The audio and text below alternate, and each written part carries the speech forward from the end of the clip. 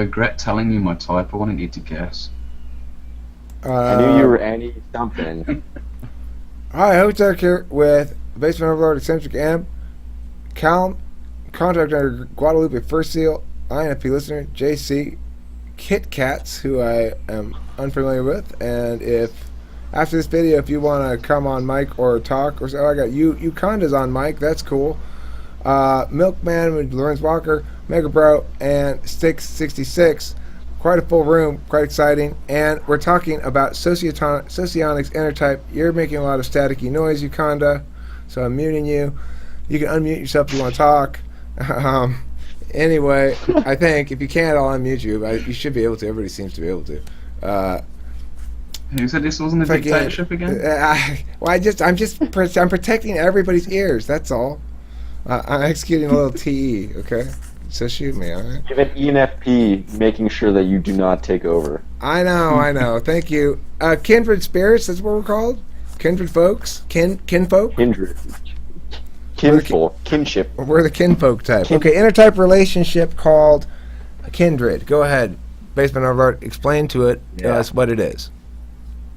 So the kindred, it's basically you share the same dominant function, and then your second function is different.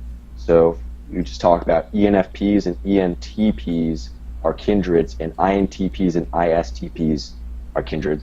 And the way it manifests, from my point of view, is that you share a lot in common with your kindred because you share the same dominant function, so you understand for the most part where they're coming from.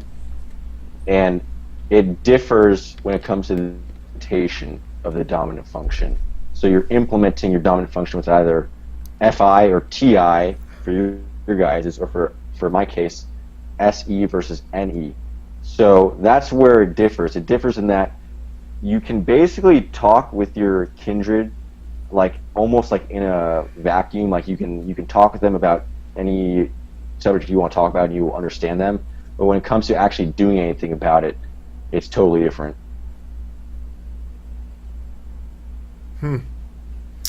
Well, I do feel like I understand the way EccentricM thinks, in the sense that I get the spill of possibilities, which I think is implicit to his walk through life as it is to mine. I think it's going to manifest differently. You've got a perceiving function shared first. There's going to be a different kind of similarity than if you've got a judging function shared first.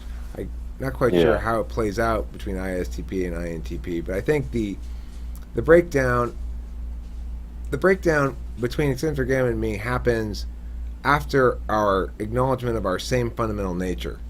I would guess it's a little bit later in the process, the distinction or something, if you have a judging function. I don't know. That doesn't make much sense, but see if you can make something of it. Well, I mean, I understand exactly what you're saying. It's totally different, I think.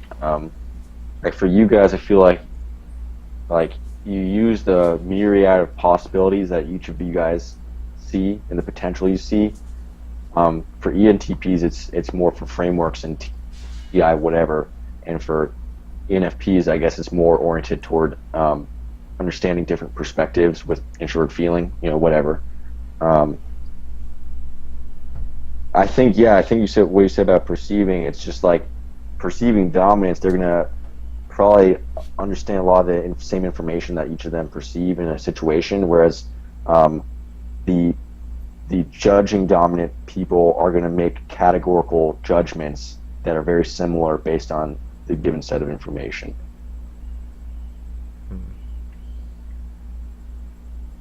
I think the difference between ENTP and ENFP can be summed up as this. If I were to make fun of ENFP, I'd go towards the crystal kind of jokes, the crystal-eyed Ching kind of jokes. Yeah. And if ENFP were to make fun of ENTP, oh, that's right, they wouldn't do that because they're too cool, right? I mean, there's a certain amount of niceness to the ENFP that simply the ENTP lacks.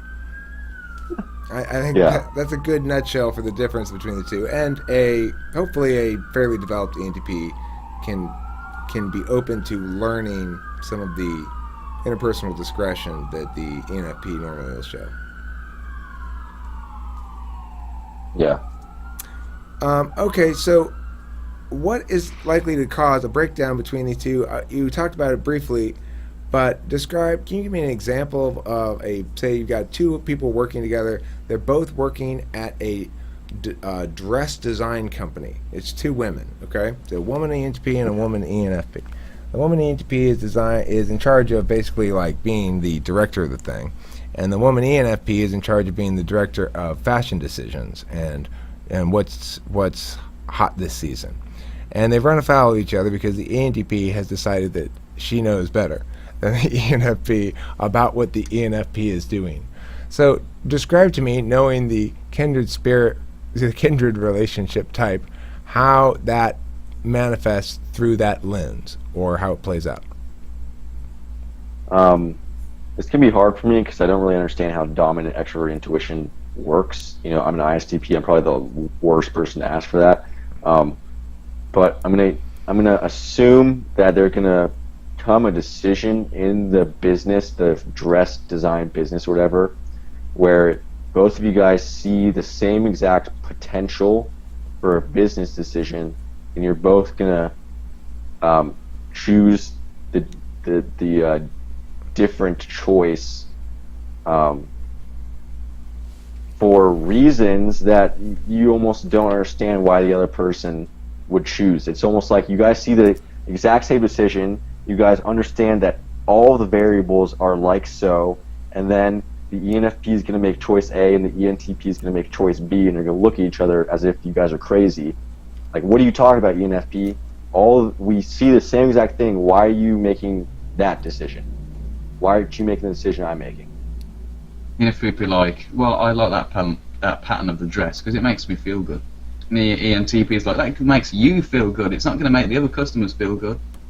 Yeah. The ENFP will go, I mean, Judy, you're wrong. I'm sorry. The ENFP, if I were the ENFP instead of the ENFP, I'd say, Judy, you're wrong. I can tell. I know this beautiful, beautiful shade of blue is better than that ugly shade of blue that you're recommending. And I know you're the marketing guru, but listen, that doesn't mean your eyes work for shit, Missy. That's what I'd say. That's what I'd say if I were the ENFP. Do you think the ENFP would actually say that? Insult the ENTP like that? Probably not. But that's the best way for her to accomplish her goals. Don't you think? No? Insulting people, I don't think ENFPs tend to do that. I think you're trying to emulate an ENFP by being exactly what you are, which is an ENTP. Oh. And you happen to insult people sometimes.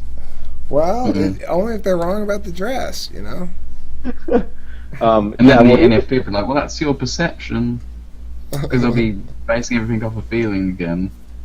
Is that how you feel? That's the thing. You know, one of my videos we talked about last night, we talked about the worst function of each type is their seventh function. So for ENTPs, their worst function is FI. For ENFP, their worst function is TI. So ENTPs might try to make a general reason why they should choose a dress. Like, we should choose this dress because it has this, this, and this characteristics. And so, as an objective principle, we should do this. We should use this dress. Whereas all of which are trending right now, right? Those things, like it's got a V-neck, and it's got shoulder pads, and it's got vertical stripes, and all those things are trending right now. So we should pick that dress. And then the ENFP would go, well, those three things look terrible together, though. It's like saying, well, people are eating a lot of hot dogs. People are eating a lot of salmon, and people are eating a lot of birthday cake. You don't want to say, here, have a birthday cake made of salmon and... Well, that's still TI. You're still using TI when you're saying, like, those three together. I think the ENFP is more like you'll look at the dress and just look at the dress and look and see, this dress looks like fucking garbage. I don't care what you're saying about the trendiness of it. This dress looks like garbage, you know? And then they'll advocate, let's be unique and not follow a trend and be our own. Yeah, something like that.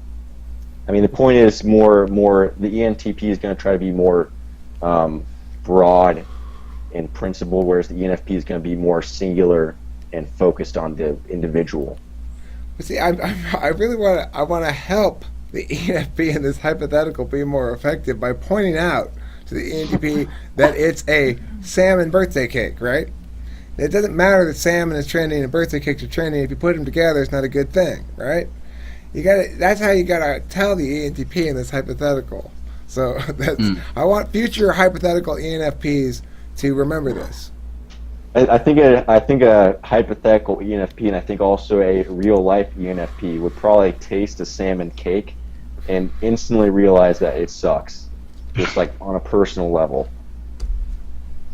Whereas the ENTP would go in there going, all right, so these two things are popular. This should be good. Let's take a few bites.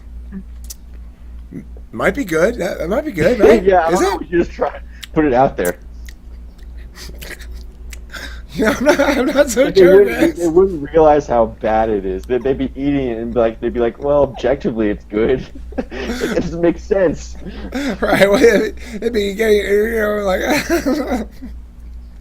but it makes so much sense.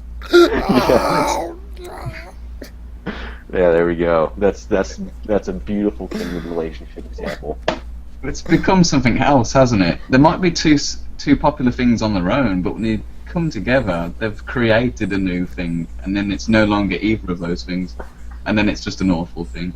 Right. Yeah, but I think everyone can understand that happens. Like if you mix like ice cream with just like steak, I mean they could taste good, but you just don't expect that to happen.